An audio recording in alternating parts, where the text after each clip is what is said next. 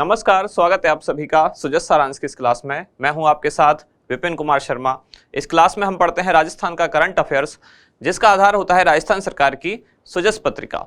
शुरुआत करते हैं हेडलाइंस के साथ। सबसे पहली जानकारी है, प्रदेश में 50,000 महात्मा गांधी सेवा प्रेरक नियुक्त किए जाएंगे।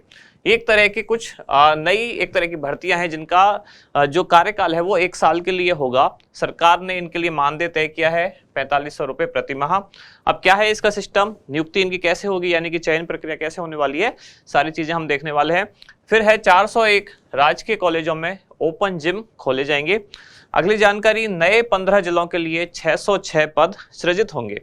राज्य सरकार ने घोषणा की नए जिले बनाने की, तो उनमें अलग अलग तरह के कर्मचारियों की, अधिकारियों की आवश्यकता होगी। तो ऐसे कुल 606 नए पद सृजित किए जाएंगे। यहाँ छोटी सी जानकारी है कि नए कॉलेजों में प्रतिनियुक्ति पर प्राचार्य लगाए जाएंगे और 109 नगरीय निकायों में सड़क विकास पर 712 करोड़ रुपए खर्च किए जाएंगे। अगले पेज पर जानकारी है, कृषि विभाग में 555 पदों पर भर्ती होगी। खाद्य सामग्री वितरण लाइसेंस नहीं होने पर 25,000 रुपये जुर्माना लगाया गया। सामान्य प्रशासनिक जानकारियां। और यहाँ है, कोई भी उद्यम लगाकर रोजगार प्रदाता बन सकता है। तो राज्य सरकार की जो उद्यम प्रोत्साहन योजना है उनके बारे में जो उद्योग मंत्री हैं या वाणिज्य मंत्री हैं उन्होंने ऐसा कहा है। अगली जानकारी, पालनहार योजना के लिए मोबाइल ऐप लॉन्च कर दी गई है, जिससे अब क्या होगा कि जो वार्षिक सत्यापन होता है या नवीनीकरण प्रक्रिया होती है वो अब आसान हो पाएगी, यानी कि सब कुछ प्रोसेस ऑनलाइन हो पाएगा। यहाँ अगली जानकारी है, कोटा में राष्ट्रीय विज्ञान केंद्र एवं डिजिटल प्लेनेटोरियम बनाया जाएगा। और दौसा में जो मेगा जॉब फेयर आयोजित हुआ उसमें 1400 युवक युवतियों का प्रारंभिक चयन किया गया है और नौकरी के लिए इनको ऑफर लेटर दिए गए हैं। और लास्ट में आज जानकारी दी गई है कि कृषि शिक्षा में जो अध्ययनरत छात्राएं हैं उनको प्रोत्साहन राशि दी जा रही है।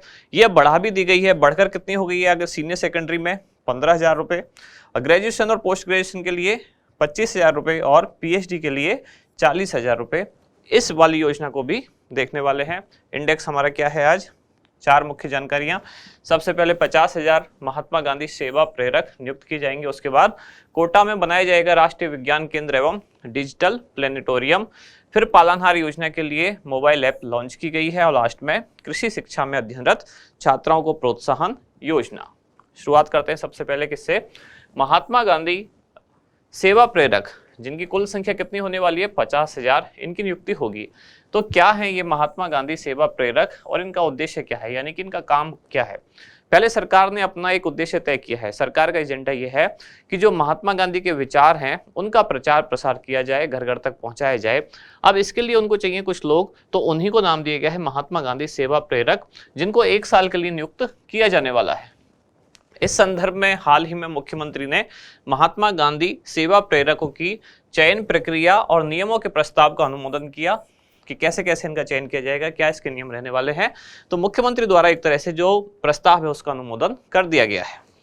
जिसका उद्देश्य क्या है, इस पूरे कार्यक्रम का उद्देश्य क्या है, गांधी दर्शन का प्रचार प्रसार करना। अब जो सेवा प्रेरक नियुक्त किए जाएंगे उनकी सैलरी क्या होगी, 4500 रुपये, या मानदेय उनका क्या होगा, 4500 रुपये प्रति माह। और उनकी जो नियुक्ति की अवधि है वो कब तक होगी, 1 साल के लिए होगी। एक तरह से आप कह सकते हैं कॉन्ट्रैक्ट बेसिस वाला काम है।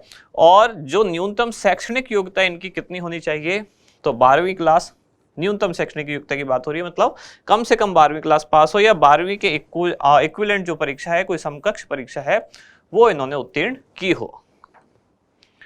आयु सीमा कितनी होनी चाहिए, न्यूनतम 21 वर्ष और अधिकतम 50 वर्ष। वैसे ज्यादातर गवर्नमेंट जॉब जो राजस्थान की उनमें अधिकतम कितनी होती है, 40, यहाँ कितनी है, अधिकतम 50 वर्ष। चयन प्रक्रिया क्या है, तो जिला परिषद के जो मुख्य कार्यकारी अधिकारी यानी सीईओ होंगे वो जिले में एक चयन प्रक्रिया के नोडल अधिकारी बनाए गए हैं। और चयन के लिए उपखंड अधिकारी, सामान्यतः आप जिसको एसडीएम भी कहते हैं, उनकी अध्यक्षता में एक समिति गठित की जाएगी।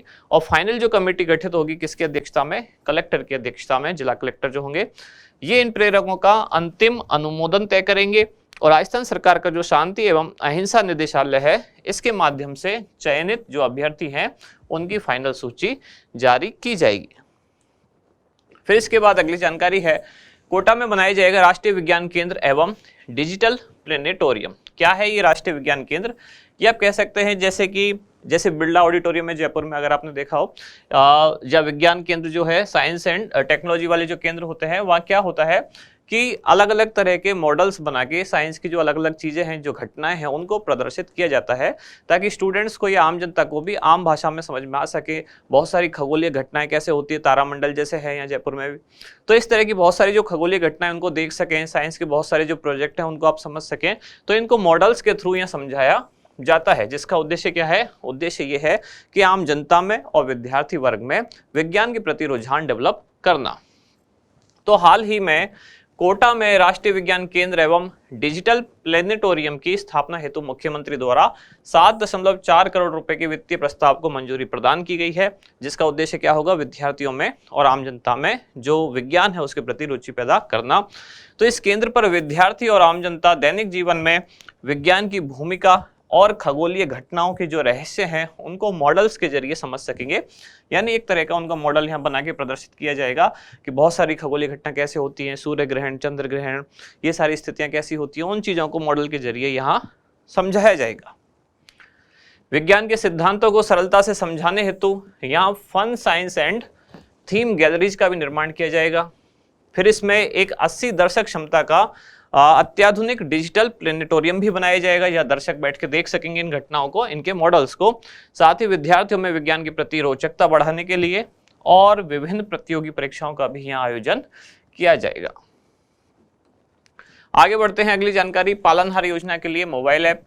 पालनहार योजना किसके द्वारा संचालित है? तो वही विभाग इस ऐप से भी संबंधित है, सामाजिक न्याय एवं अधिकारिता विभाग द्वारा पालनहार योजना संचालित की जाती है। अब इस योजना में जो भी कार्यक्रम या जो भी इसके लाभ हैं और जो पात्र व्यक्ति हैं उनको जो सारे बेनिफिट्स दिए जाते हैं, इसके लिए उनका भौतिक सत्यापन होना जरूरी है। अब इसके लिए उनको बार बार सरकारी दफ्तर के चक्कर काटने होते थे। इससे छुटकारा दिलाने के लिए ये ऐप लॉन्च की गई है, जिसमें व्यक्ति की यानी लाभार्थी जो व्यक्ति है उसके चेहरे की पहचान के आधार पर उसका सत्यापन किया जाएगा, जिससे क्या होगा? ये जो प्रक्रिया है वो सुलभ और त्वरित हो सकेगी। कौन सी प्रक्रिया? सत्यापन और नवीनीकरण वाली प्रक्रिया। इसके माध्यम से क्या होगा? एक तो पालनहार के जो लाभार्थी हैं उनका तो वार्षिक सत्यापन होगा ही, उसके अलावा जो आंगनवाड़ी केंद्रों में पंजीकृत बच्चे हैं, अगर पंजीकृत हैं तब तो उनके अध्ययन के लिए आगे जो शैक्षणिक नवीनीकरण है उसको किया जा सकेगा। अगर पंजीकृत नहीं है तो पंजीकरण का काम भी इसी एप्लीकेशन के द्वारा किया जा सकेगा। अगली जानकारी है, कृषि शिक्षा में अध्ययनरत छात्राओं को प्रोत्साहन योजना। प्रोत्साहन राशि दी जाती है राज्य सरकार द्वारा किनको? ऐसी छात्राओं को जिनके अध्ययन के विषय में क्या है? कृषि शिक्षा, एग्रीकल्चर, उन्होंने सब्जेक्ट एक लिया हुआ है। अब राज्य सरकार ने इसमें जो सहायता राशि थी पहले जो थी उसको लगभग 3 गुना बढ़ा दिया गया है।